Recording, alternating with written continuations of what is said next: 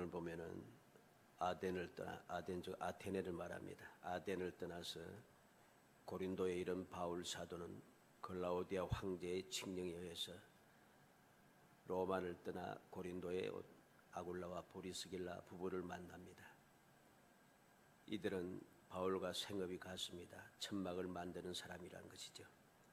그래서 함께 살면서 또 함께 일하고, 바울 사도는 안식일마다 회당에서 강론하고 유대인과 헬라인을 권면했다고 오늘 본문은 우리에게 가르쳐 줍니다. 바울 사도가 안식일마다 회당에서 강론하고 유대인과 헬라인을 권면하는 이 내용, 이 말씀을 통해서 오늘 저녁 우리는 교훈을 받고자 합니다. 왜 바울 사도는 안식일마다 회당에서 강론하고 권면하기를 끊임없이 계속하고 있는가 하는 것을 우리는 올바르게 알아야 합니다.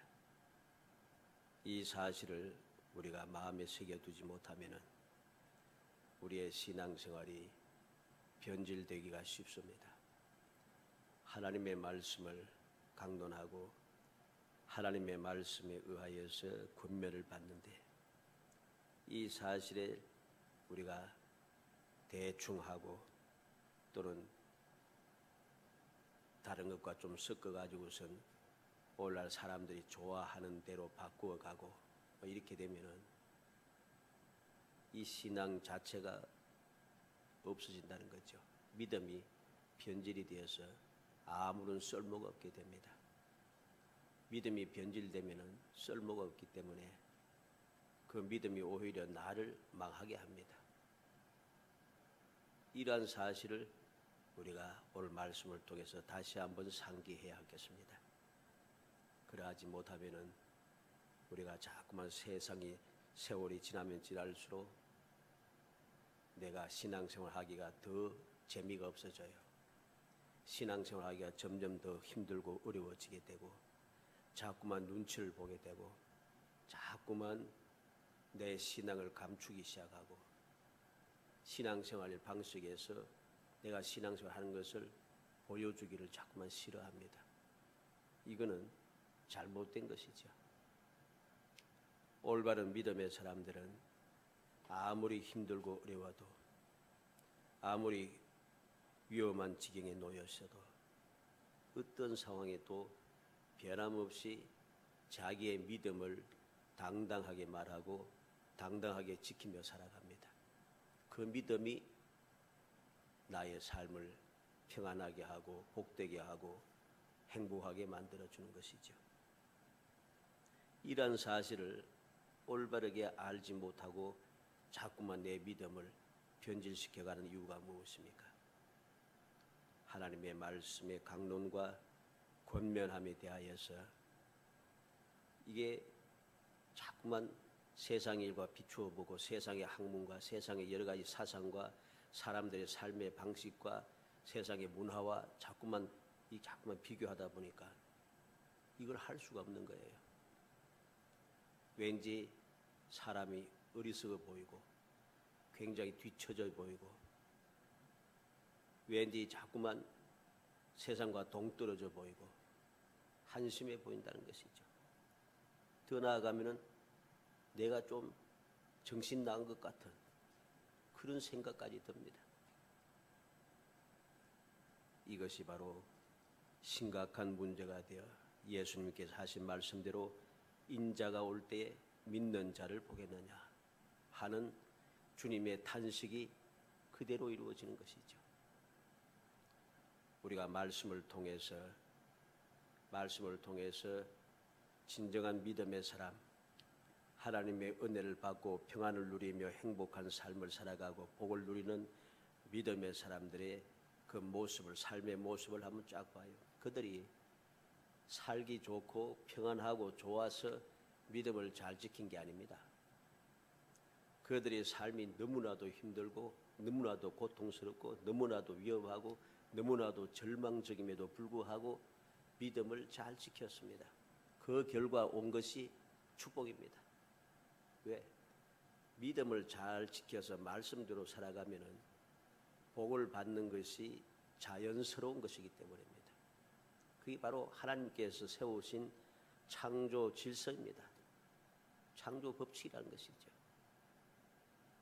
이러한 사실을 우리가 자꾸만 잊어버리고 우리의 신앙생활을 하나님의 말씀에 맞추어서 항상 올바르게 내 환경과 상황과 상관없이 변함없는 믿음, 세상에도 초지일관이라 하잖아요. 초지일관, 변함없이 믿음을 지켜나가는 것, 그것이 우리에게 얼마나 중요한가를 말씀을 통해서 다시 한번 살피고 우리 모든 성도들이 어찌하든지 2018년에는 이전과 같은 그런 삶으로 또다시 한 해를 지나가는 그러한 해가 아니라 하나님께서 약속하신 대로 주님께서 금년 우리에게 주신 말씀대로 주님께서 동행하시나 알지 못하지만은 동행하시는 주님께서 나를 위해서 다 해주시는 그 귀한 축복을 누리며 여러분들의 삶이 행복함이 샘솟아나기를 주 이름으로 축복합니다. 축복합니다. 예, 기쁘잖아요, 그죠? 나는 모르는데, 나는 부족하고 어리석은데 함께 하시는 주님께서 다 알아서 해주세요. 자세히 설명해 주시고 눈을 떠 보게 하시고 마음을 뜨겁게 하시고, 그렇죠? 엠마오를 향해 두 제자는 몰랐어요. 주님과 함께 하지만 함께함을 몰랐어요. 그런데 함께 하시는 주님께서 다 필요한 것을 다 해주시는 거죠. 금년 한 해 반드시 주님께서 함께 하셔서 이루어 주시는 그 귀한 은혜를 드리면서 여러분들이 모든 것을 자세히 알고 여러분들이 눈을 떠 모든 것을 제대로 보고 마음이 뜨거워져서 열정을 가지고 모든 일을 잘 하여서 주님께서 허락하시고 예비하신 그 귀한 축복, 기적의 삶을 살아가기를 주 이름으로 축복합니다. 아멘. 예, 강론하고 권면하였다. 두 가지를 말씀을 가지고 생각해 봅니다. 첫째로 바울 사도는 안식일마다 회당에서 강론하였다고 했습니다. 4절 말씀 상반절에 보니까 안식일마다 바울이 회당에서 강론하고 그랬습니다. 안식일마다 회당에서 강론하였다. 이 강론했다 이 말은 철저하게 이야기했다 하는 뜻입니다.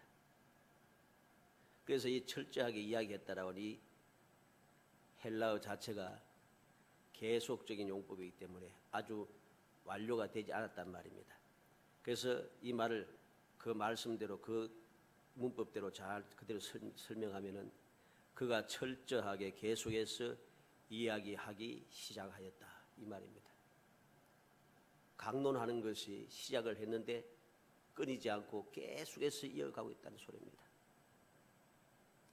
이 바울 사도가 안식일마다 회당에 들어가서 하나님의 말씀을 철저하게 계속해서 강론해 갑니다. 한 번 하고 끝나고 또 지루하니까 사람들이 싫어하는 것 같으니까 그만두고 흥미 잃은 것 같으니까 그만두고 흥미를 또 이루기 위해서 다른 것을 또 집어넣고 안 하고 변함없이 처음부터 끝까지 계속해서 하나님의 말씀만 가지고 계속해서 철저하게 이야기를 시작했다는 것이죠.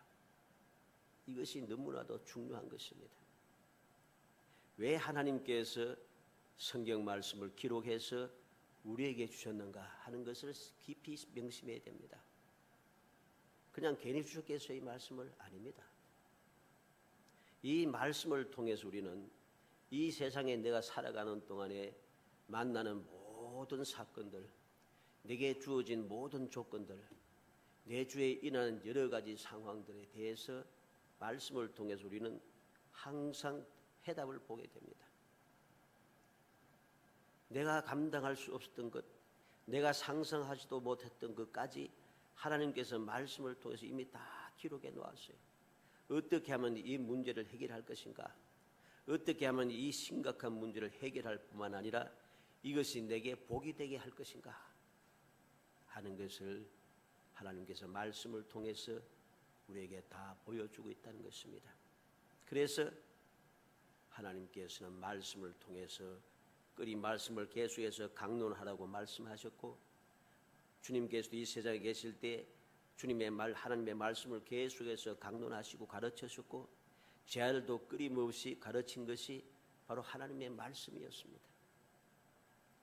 마태복음 5장에서 7장에 보면은 예수님의 산상보훈에 대해서 기록합니다. 예수님께서 산 위에서 강론을 시작하셨습니다. 다시 말해서 올바른 신앙 생활에 대하여 철저하게 말씀하셨죠. 율법에 대하여, 기도에 대하여, 금식에 대하여, 구제에 대하여, 이웃에 대하여, 어떻게 하면 하나님께서 약속하신 복을 누릴 것인가에 대하여서 자세하게 철저하게 설명을 했습니다. 마태복음 13장에는 천국에 대하여 철저하게 말씀했습니다. 씨 뿌리는 비유를 통해서, 겨자씨를 통해서, 누룩을 통해서, 감추인 보화에 대하여, 좋은 진주를 통해서, 그물을 통해서 고기 잡는 방법에 대하여서 천국이 무엇인가 여러 가지 예를 들어서 천국에 대해서 철저하게 말씀해 주었죠. 마태복음 13장에 보면은 천국이 무엇인가 저절로 알게 됩니다. 천국은 좋은 씨를 뿌려서 그 좋은 씨를 올바르게 싹나게 하면은 많은 열매를 거두는 것 같고, 겨자씨 하나와 같아서 내 믿음이 올바르게 서 있으면 겨자씨가 자라서 나무가 되고 그곳에 새들이 깃들이듯이 우리가 보잘것없는 존재같이 보이지만은 능력을 행하고 주의 많은 사람을 유익하게 하는 축복의 사람이 될 수 있는 것, 그리고 조그만 누룩이 눈에 보이지도 않는 것이지만은 그 누룩 속에 있는 균을 통하여서 어떻게 모든 것이 번져가기 시작하는지, 감추인 보화가 얼마나 놀라운 것인지, 좋은 진주가 얼마나 귀한 것인지, 그물을 통해서 어떻게 고기를 잡을 것인지, 그 방 비유를 통해서 천국이 무엇인가, 어떻게 하면 내가 천국을 내 소유로 만들 수가 있는가 하는 것을 설명해 주고 있지 않습니까? 신명기 6장 6절에서 7절 말씀을 보면, 오늘 내가 내게 명하는 이 말씀을 너는 마음에 새기고 내 자녀에게 부지런히 가르치며 집에 앉았을 때든지 길을 갈 때든지 누워 있을 때든지 일어날 때든지 이 말씀을 강론할 것이며, 하나님께서 모세를 통하여 율법을 주시고 이 율법의 말씀을 강론하라고 말합니다. 마음에 새기고 강론하기 위해서는 먼저 말씀을 내 마음에 새겨야 합니다. 말씀을 내 마음에 새겨두지 않으면 강론을 할 수가 없어요. 내 마음속에 주의 말씀이 새겨지지 않고 세상의 지식과 세상의 경험과 세상의 것들로 가득 채워 있으면 말씀을 강론하지 못합니다. 말씀을 강론한다 하면서도 세상의 잡다한 이야기가 너무 많아집니다. 그러다 보니까 신나고 새로운 지식도 얻고 무언가 기쁘기도 하고, 아 그렇구나 마음이 시원하기도 한데 예배 마치고 나서 보면은 전혀 행복하지가 않아요. 그들의 삶이 변화가 일어나지 않고 주님의 말씀과 동떨어진 삶을 자꾸만 살아갑니다. 좋은 이야기는 들었지만은 삶의 변화가 없어요. 왜? 하나님의 말씀이 마음에 새겨지지 않았기 때문입니다. 그래서 하나님께서는 이 말씀을 너는 마음에 새기라고 먼저 말씀합니다. 먼저 말씀은 마음에 새기고 그 다음에 자녀에게 부지런히 가르치고 집에 앉았을 때니 길을 갈 때니 누워있을 때든지 일어날 때든지 말씀을 강론하라고 합니다. 내 마음에 새겨주지 않으면 자녀들에게 부지런히 가르치면 짜증만 나지요. 집에 앉았을 때, 길 갈 때니 누워있을 때, 일어날 때든지 말씀을 강론하면 화가 나지요. 왜? 하나님의 말씀을 내 마음에 새기고 말씀대로 살지 않는데, 내가 말씀대로 안 살면서 마음에 새겨두지도 않고 있으면서 자녀들에게 막 이렇게 하라 저렇게 하라 말씀을 가르치면 신경질 납니다. 짜증이 납니다. 안 되는 것이죠. 하나님의 말씀을 우리가 왜 철저하게 이야기해야 하는가 하는 것을 이 말씀을 통해서도 보죠. 단순하게 우리는 막연히 생각할 때 말씀을 자녀들에게 열심히 가르쳐라 이것만 생각나죠. 길 가든지 집에 있든지 앉든지 누웠든지 말씀을 강론하라 이것만 생각나죠. 마음에 말씀을 새기라는 말씀은 생각이 별로 안 날 겁니다. 이게 문제가 되는 것이죠. 말씀은 철저하게 가르치고 철저하게 배워야 합니다. 그래야지 올바르게 행할 수 있다는 것이죠. 사도행전 17장 2절에 보면 바울이 자기의 관례대로 그들에게로 들어가서 새 안식일에 성경을 가지고 강론하며 그랬습니다. 데살로니가 유대인 회당에서 안식일에 새 안식일 동안 성경을 가지고 강론하였다 그랬습니다. 지나간 주간에 살펴보았던 말씀이죠. 하나님의 말씀 즉 성경을 가지고 철저하게 그들에게 설명하고 이야기하기 시작했습니다. 바울 사도는 자기의 경험과 지식을 내놓고 자랑하지 않습니다. 세상의 경험을 이야기하지 않습니다. 오직 하나님의 말씀만, 예수 그리스도의 십자가의 복음만 그는 전하고 있다는 것입니다. 사도행전 19장 8절로 9절 말씀에 보면 바울이 회당에 들어가서 석 달 동안 담대히 하나님 나라에 관하여 강론하며 권면하되 그랬습니다. 담대하게 석 달 동안 회당에 들어가서 하나님 나라에 대해서 강론하고 권면했다 합니다. 그리고 9절 말씀 하반절에는 두란노 서원에서 날마다 강론하니라 그랬습니다. 바울 사도의 이 세상 사명을 감당하는 그 순간순간마다 항상 그가 하는 일은 하나님의 말씀을 강론하는 것이었습니다.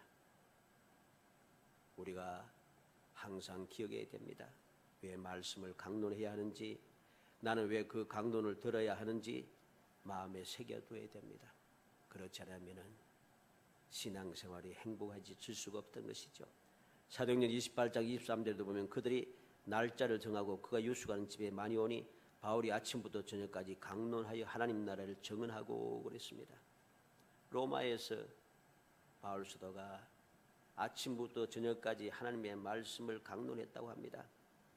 성경 말씀은 철저하게 가르치고 철저하게 배워야 합니다. 왜 그러한가? 대충 가르치고 대충 배우면은 반드시 시험에 들고 실패하게 됩니다. 대충 가르치고 대충 배우면은 대충 알긴 아는데 확실하게 알지는 못하는 거예요. 그래서 시험에 들게 되고 그래서 실패합니다. 또 철저하게 가르치고 철저하게 배우지 않으면은 반드시 타락하게 됩니다. 왜? 올바르지 못하기 때문이죠. 하나님의 말씀을 철저하게 가르친다는 것은 올바르게 가르친다는 말입니다. 철저하게 배운다는 것은 올바르게 배운다는 것이죠. 그렇게 철저하고 올바르게 가르치고 배울 때에 우리가 타락하지 않고 거룩한 신앙생활을 계속해서 이어갈 수가 있습니다. 내가 혹 연약한 인생이기 때문에 실패하고 죄를 짓고 내가 시험에 들었다 할지라도 금방 되돌이킬 수가 있는 이유가 바로 하나님의 말씀에 대해서 올바르게 가르치고 배웠기 때문입니다. 다윗이 그가 왕이 되어서 실수도 하고 죄도 짓고 했잖아요.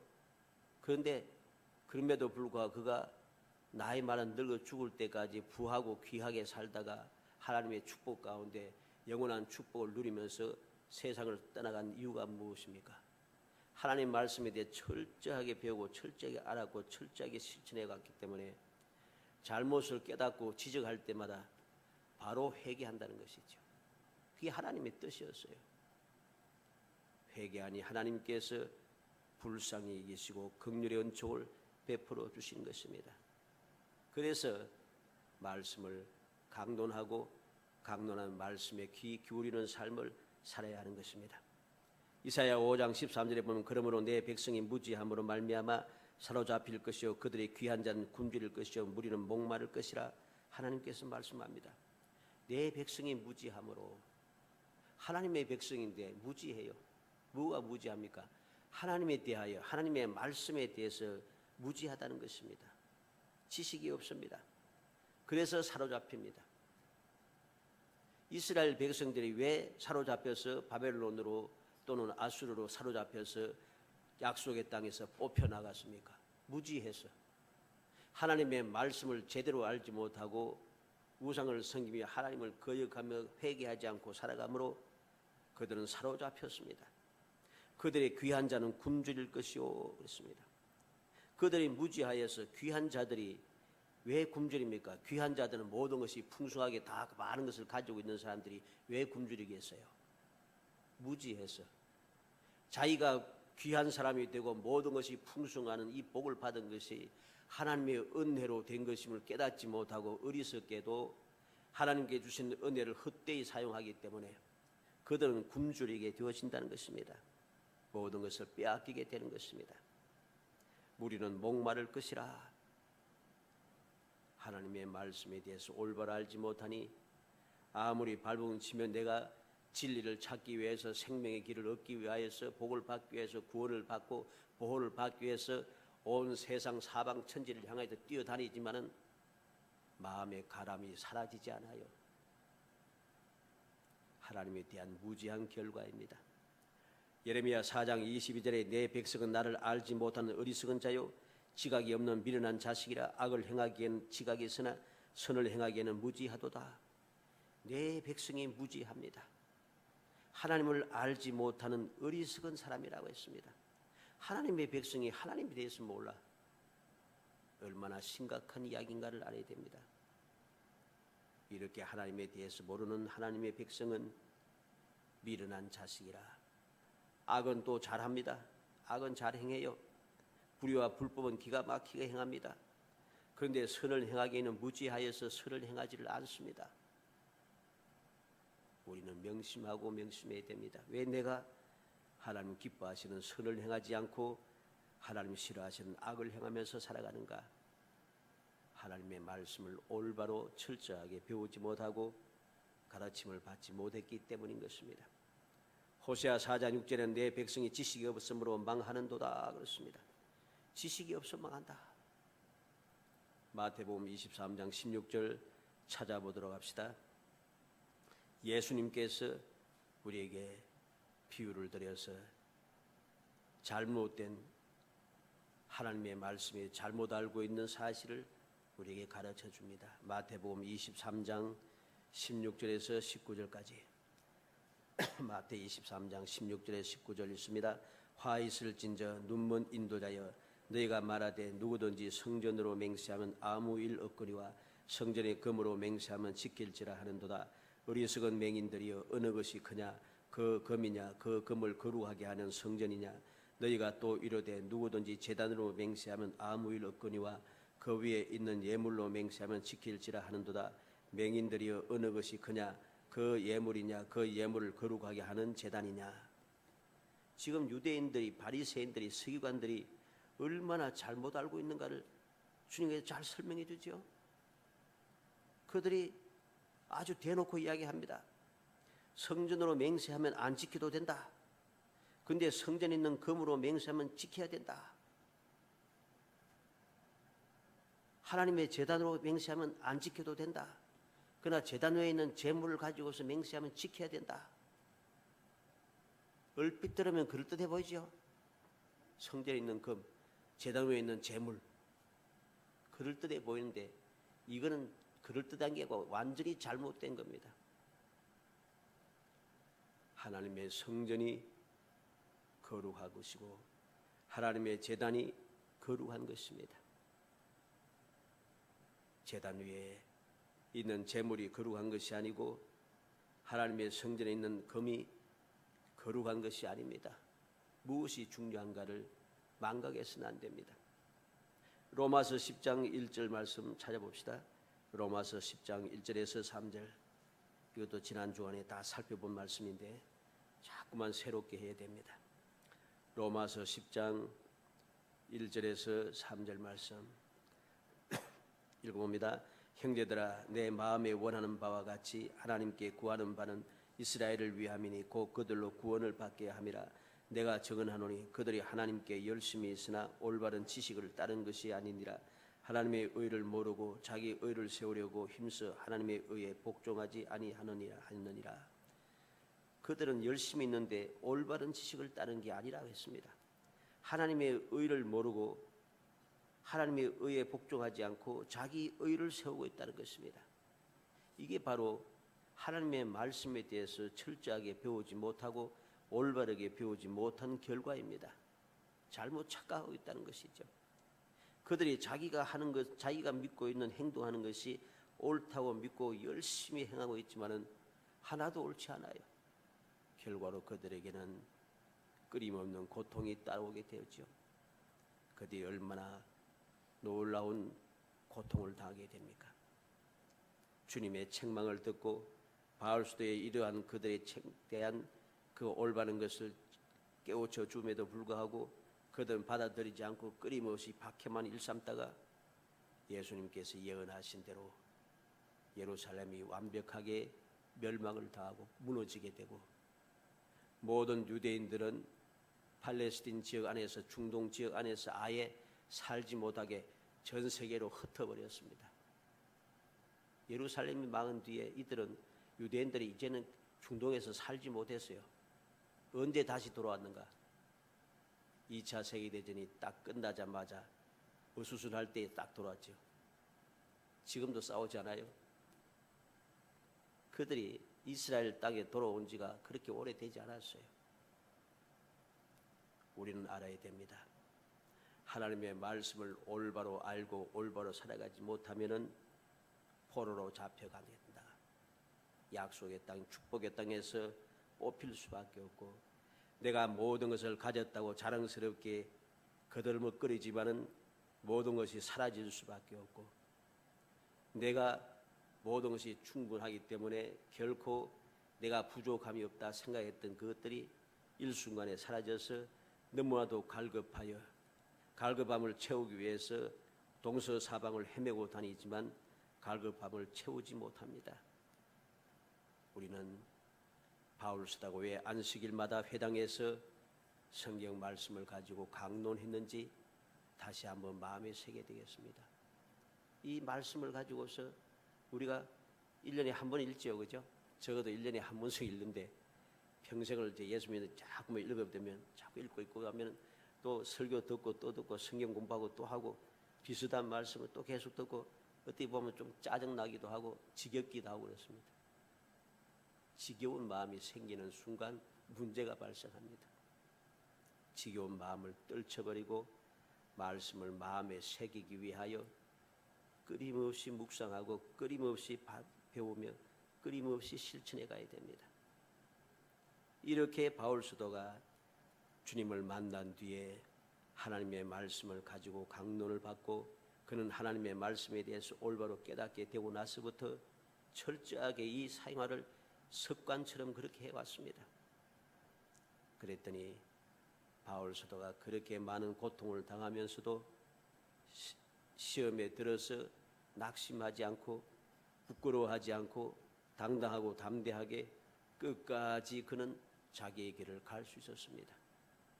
주님께서 나타나서 말씀하시는 말씀을 듣고 위로의 말씀을 듣고 보호의 은혜를 잊고 돌보심을 받으면서 영광을 바라보면서 그는 살아갈 수 있었습니다.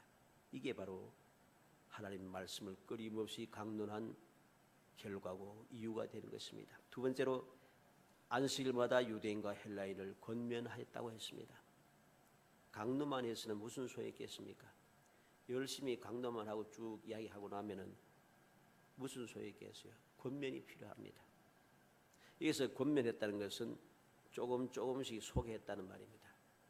다른 말로 하면 설득했다는 소리입니다. 그래서 이 말을 그 문법에 의해서 설명을 하면은 그가 설득하기를 계속해서 애썼다 이 말입니다.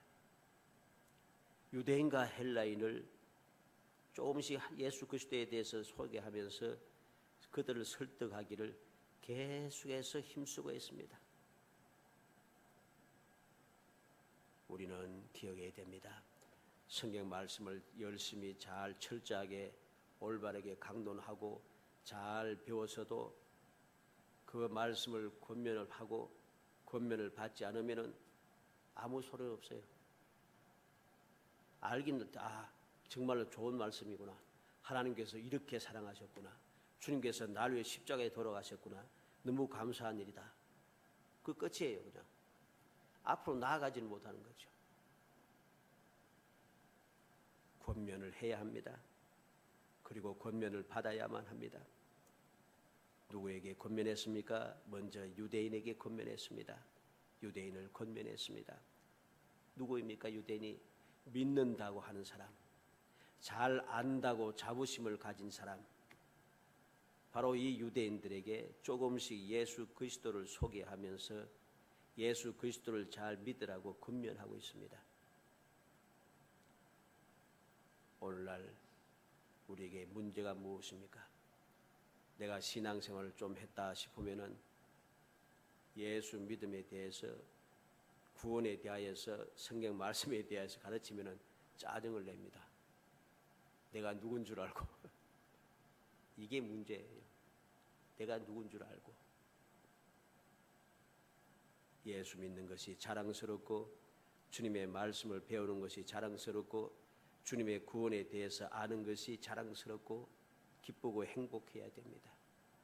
그러면 그러한 내가 누군데 하는 교만한 생각, 오만 방자한 생각이 사라지게 되고, 들을 때마다 배울 때마다 그 말씀을 권면받을 때마다 행복한 것이죠. 그러한 사람들이 놀라운 복을 받아 누리는 축복의 사람이 되는 것입니다. 왜 유대인들에게 조심스럽게 조금씩 권면합니까? 한꺼번에 많이 소개하면은 반발합니다. 반발하게 돼 있어요. 안 그래도 예수 그리스도가 메시아다고 전하는데 유대인들이 따라다니면서 애를 먹이는데 한꺼번에 쫙 다 설명해 버리면은 반발하기 마련이죠. 그래서 조금씩 소개하면서 예수 그리스도를 전하면서 그들을 설득하게 했던 것이죠. 두 번째는 헬라인을 권면한다고 했습니다. 헬라인 누굽니까? 믿지 않는 사람이죠. 잘 모르는 사람들에게 조금씩 예수 그리스도를 소개한다는 것입니다. 왜 그렇습니까? 잘 모르는 사람, 믿지 않는 사람들에게 한꺼번에 많이 소개해보면 이해가 안 됩니다. 쉽게 말해서 소화가 안 된다는 소리죠. 아무리 맛있는 그 음식, 아무리 영양가가 충분한 음식을 한꺼번에 많이 먹으면 소화 안 되고 다 나갑니다. 뒤로 설사해버립니다. 그렇죠? 마찬가지입니다.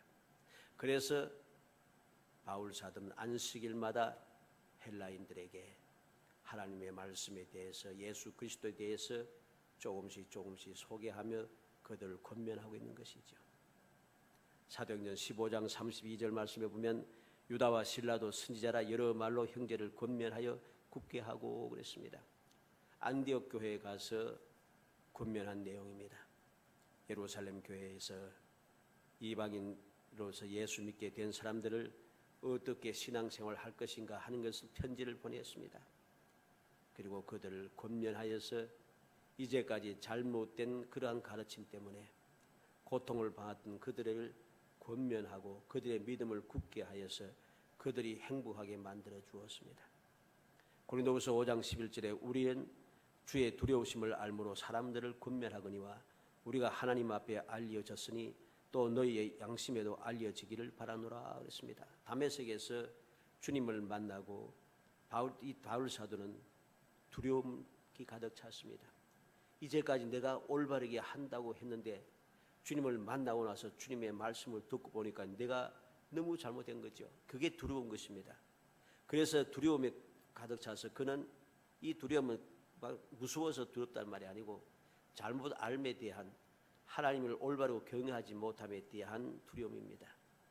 그래서 그는 무엇을 합니까? 금식하며 회개하고 기다리고 있습니다. 그는 아나니아가 와서 그를 위해서 안수할 때까지 금식하며 기도하고 있었습니다. 금식하며 기도하고 있었습니다. 그래서 주의 두려우심을 알므로 사람을 권면하거니와,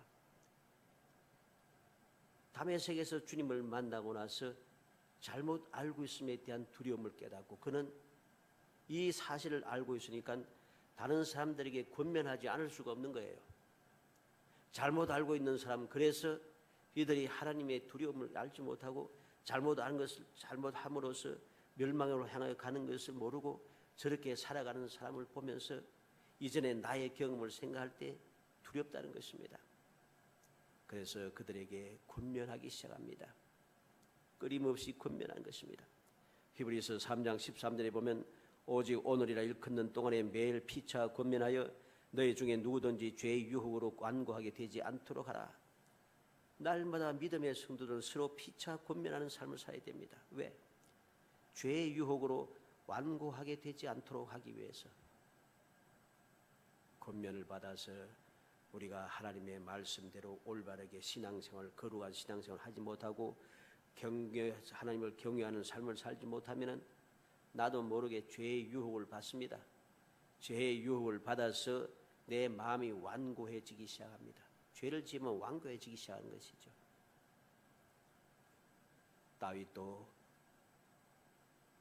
올바르게 경건한 삶을 살지 못하고 자기의 위치를 지키지 못하고 모든 그 군사들이 나가서 싸움을 하고 있는데 혼자 지붕 위를 거닐고 있다가 잠자다고 일어나서 한심 자고 일어나가지고서는 지붕 위를 걷고 있다가 죄를 범하지 않습니까? 죄의 유혹을 받았어요.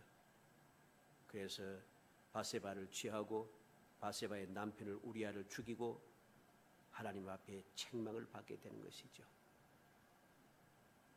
항상 내가 권면을 받는 삶을 살지 못하면은 이렇게 죄의 유혹을 받아서 완고하게 됩니다. 얼마나 완고해졌는지 그는 자기의 잘못을 숨기기 위해서 우리아를 죽이는 데 내보냅니다. 얼마나 완고해졌습니까? 히브리서 12장 5절에 또 아들들에게 권하는 것 같이 너에게 권면하신 말씀도 잊었도다. 일렀을 때 내 아들아 주의 징계하심을 경히 여기지 말며 그에게 꾸지람을 받을 때 낙심하지 말라. 우리는 권면을 잘 받으면은 주님께서 징계하시는 것, 그것을 경히 여기지 않고 주님께서 나를 꾸지람하실 때 낙심하지 않게 됩니다. 주님의 말씀을 통해서 자꾸만 잘 권면을 받아야만이 우리가 하나님을 만홀히 여기거나 낙심하지 않고 믿음을 굳건하게 지켜갈 수 있다는 것이죠. 말씀을 찾아봅시다. 고린도전서 2장 3절에서 5절까지. 바울 사도가 평생을 살아가면서 무엇을 전하였는지 우리가 올바르게 알아야 됩니다. 고린도전서 2장 3절에서 5절 읽습니다. 내가 너희 가운데 거할 때 약하고 두려워하고 심히 떨어노라. 내 말과 내 전도함이 설득력 있는 지혜의 말로 하지 아니하고 다만 성령의 나타나심과 능력으로 하여 너희 믿음이 사람의 지혜에 있지 아니하고 다만 하나님의 능력에 있게 하려 하였노라. 2절 말씀에 보면은 예수 그리스도와 그 십자가에 못 박히신 것 외에는 아무것도 알지 아니하기로 작정하였습니다. 그렇습니다. 그는 예수 그리스도와 십자가에 못 박히신 것 외에는 아무것도 알지 않고 바로 그것만 전하기로 작정을 했습니다. 내가 전도함이 설득력 있는 지혜의 말로 하지 않고 성령의 나타나심과 능력, 믿음의 사람의 지혜에 있지 아니하고 하나님의 능력에 있게 하기 위해서 그는 오직 예수 그리스도만 알고 예수 그리스도의 십자가만 알고 있습니다. 우리가 하나님의 말씀을 올바르게 강론을 받고 또 배우지 못하면은 또 권면을 받지 못하면은 이렇게 바울 사도처럼 철저하게 이렇게 할 수가 없습니다. 자꾸만 다른 생각, 다른 말들이 자꾸만 들어가게, 다른 경험이 들어가기 시작하니까 열심히 많은 사람들이 모여오기 왔지만은 그들의 신앙생활을 올바르게 하질 않아요. 자꾸만 문제가 발생한다는 것이죠. 데살로니가전서 2장 3절 말씀 봅니다. 데살로니가전서 2장 3절 4절 말씀. 바울 사도의 권면이 어떠한 권면인가 우리가 올바르게 알아야 됩니다. 데살로니가전서 2장 3절 4절 있습니다. 우리의 권면은 간사함이나 부정에서 난 것이 아니요 속임수로 하는 것도 아니라 오직 하나님께 옳게 여기심을 입어 복음을 위탁받았으니 우리가 이와 같이 말하면 사람을 기쁘게 하려 함이 아니요 오직 우리 마음을 감찰하시는 하나님을 기쁘게 하시게 하려 함이라. 아멘. 바울 사도가 권면하는 것은 간사함이나 부정해서 난 것이 아닙니다. 속임수로 하는 것도 아니라고 했습니다. 오직 하나님께 옳게 여기심을 입어 복음을 위탁받은 그것을 전한다는 것입니다. 그것을 권면한다는 것이죠. 왜? 사람을 기쁘게 하는 것이 아니고 하나님을 기쁘시게 하는 것. 어떤 하나님? 마음을 감찰하시는 하나님. 마음을 감찰하시는 하나님을 기쁘시게 하기 위해서 세상의 방법, 세상의 지식, 세상의 지혜, 세상의 경험을 가지고 복음을 전하는 것이 아니라 오직 하나님께서 옳게 여기시고 우리에게 위탁하신 예수 그리스도의 십자가의 복음만 전한다는 것이죠. 이 사실을 우리는 깊이 명심해야 됩니다. 갈라디아 5장 7절 말씀 보겠습니다. 갈라디아 5장 7절에서 9절 말씀. 잘못된 강론과 권면을 받은 갈라디아 교회 성도들이 시험에 들었습니다. 갈라디아 5장 7절에서 9절까지 읽어봅니다. 너희가 다름질을 잘 하더니 누가 너희를 막아 진리를 순종하지 못하게 하더냐. 그 권면은 너희를 부르신 이에게서 난 것이 아니니라. 적은 누룩이 온 등에 퍼지느니라. 아멘. 이 말이 왜 진리에 순종하지 않고 그들이 시험에 들었습니까? 1절부터 쭉 보면은 갈라디아 교인들이 율법주의자들에 속아서 가만히 들어온 율법주의자들에게 속아서 할례를 받지 않으면 구원을 받지 못하리라 하는 말 듣고서는 잘못 착각하고서는 시험에 빠져버렸어요. 그리고 그들도 할례 받고 야단났습니다. 이게 바로 문제가 된 것입니다. 바울 사도가 그들에게 권면한 것은 너희를 부르신 이에게서 난 것이 이 할례를 주장하는 율법주의자들이 정하는 그 권면은 하나님께로부터 난 것이 아니라는 것입니다. 왜 이러한 잘못된 말씀을 배우고 그들이 이렇게 시험에 빠져들게 됩니까? 올바르게 철저하게 그렇게 강론 배움을 받지 못하고 가르침을 받지 못하고 권면을 받지 못했기 때문입니다. 우리는 항상 말씀을 듣고 배울 때마다 권면을 들을 때마다 그것이 과연 그러한가 말씀에 합당한가 살피고 또 살펴야 됩니다. 그래서 바울 사도는 로마 성도들에게 편지를 쓰면서 그들을 가르쳐 주고 있습니다. 어떻게 해야지 올바른 신앙생활을 하는지 로마서 12장 2절 찾아보겠습니다. 로마서 12장 2절 말씀. 로마서 12장 2절 말씀 읽어봅니다. 너희는 이 세대를 본받지 말고 오직 마음을 새롭게 함으로 변화를 받아 하나님의 선하시고 기뻐하시고 온전하신 뜻이 무엇인지 분별하도록 하라. 이 세대를 본받지 말라. 이 세대는 세상을 말하는 게 아닙니다. 하나님의 말씀을 올바르게 가르치고 올바르게 행하지 않는 세대를 말하는 것이죠. 그래서 마음을 새롭게 하였다고 했습니다. 마음을 새롭게 하여 변화를 받아서 하나님의 선하시고 기뻐하시고 온전하신 뜻이 무엇인지 분별하도록 하라. 우리는 기억해야 됩니다. 올바르게 하나님의 선하신 뜻, 기뻐하신 뜻, 온전한 뜻이 무엇인지 분별하지 아니하고 그냥 무심하게 아무 생각 없이 받아들이기 시작하면은 결국 우리는 시험에 들고 결국 멸망에 도달하게 된다는 사실을 알아야 됩니다. 고린도후서 6장 1절 말씀도 보겠습니다. 고린도후서 6장 1절 말씀. 고린도후서 6장 1절 말씀 읽어봅니다. 우리가 하나님과 함께 일하는 자로서 너희를 권하노니 하나님의 은혜를 헛되이 받지 말라. 바울 사도가 권하고 또 권합니다. 하나님의 은혜를 헛되이 받지 말라. 사랑하는 성도 여러분, 바울 사도가 왜 가는 곳마다 습관을 따라 하는 일이 강론하고 권면하는 일인지 마음에 새기시기 바랍니다.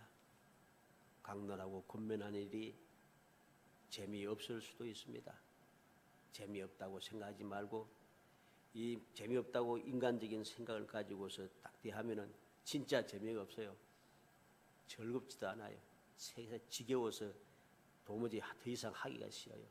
그러나 이 하나님의 말씀을 강론하고 권면할 때에 재미있고 없고 따지지 말고 이 말씀이 내게 축복의 말씀이다. 지난 주간에 우리가 봤죠.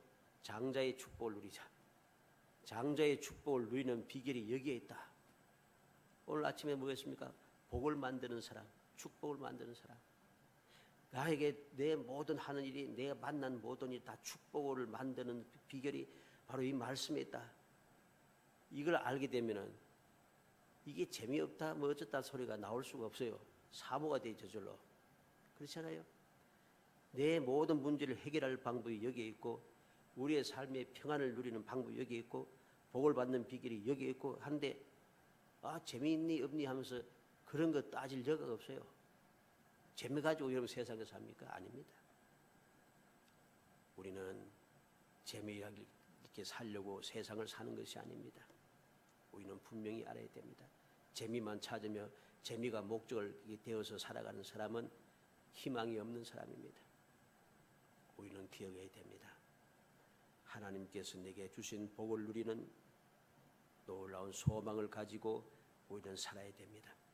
하나님께서 나를 어떻게 사랑하셨는지, 사랑하는 나를 하여금 어떻게 이 세상을 살게 하시는지, 이 세상을 다 살고 나서 이후의 삶을 나를 위해서 무엇을 준비해 놓으셨는지 우리가 말씀을 통해서 올바르게 알고 그것을 알기 위하여서 열심을 낼 때에 우리의 삶이 달라지기 시작합니다. 재미없어지지 않습니다. 바울 사도가 뭐라고 했습니까? 범사에 감사하라. 범사가 감사가 되는 거예요. 그 앞에 뭐라고 했습니까? 항상 기뻐하라. 항상 기뻐하게 되는 것이죠. 쉬지 말고 기도하라. 쉬지 않고 기도하게 됩니다. 왜? 기도하는 것대로 다 응답해 준다. 왜 기도를 안 해요? 예? 왜 기도를 안 해요? 응답해 주겠다는데. 말씀을 올바르게 깨닫지 못하고 올바르게 분별하여 마음에 새겨두지 못하니까 항상 기쁨에 대하여서 쉬지 않고 하는 기도에 대하여서 범사에 감사함에 대하여서 이것이 하나님의 뜻인 것이 전혀 마음에 와 닿지 않으니까 하나님의 뜻을 행하지 못하니까 복이 없는 거지요. 간절히 소원합니다. 우리 모든 성도들이 바울 사도가 왜 강론하고 권면했는지 그 이유를 마음에 새겨서 여러분들이 이후의 삶이 하나님의 말씀을 강론하고 하나님 말씀의 권면을 받을 때마다 이 말씀 속에 내가 장자의 복을 누리는 비결이 있고 이 말씀 속에 내가 모든 것을 축복으로 바꿀 수 있는 능력의 비결이 있다. 사모함을 마음을 가지고 여러분들이 말씀을 대함으로 이후에 여러분들의 삶에 정말 행복함이 샘솟아나기를 주의 이름으로 축원합니다. 주의 이름으로 축원합니다.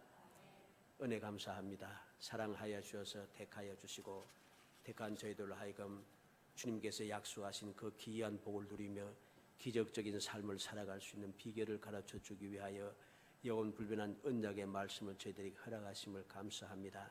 그래야 그 말씀을 저희들이 기억하고 말씀대로 복받으며 날마다 존귀하고 기적의 삶을 살게 하기 위해서 그 말씀을 강론하고 그 말씀을 권면하라고 말씀해 주신 그 말씀을 저희 저녁에 생각하였습니다.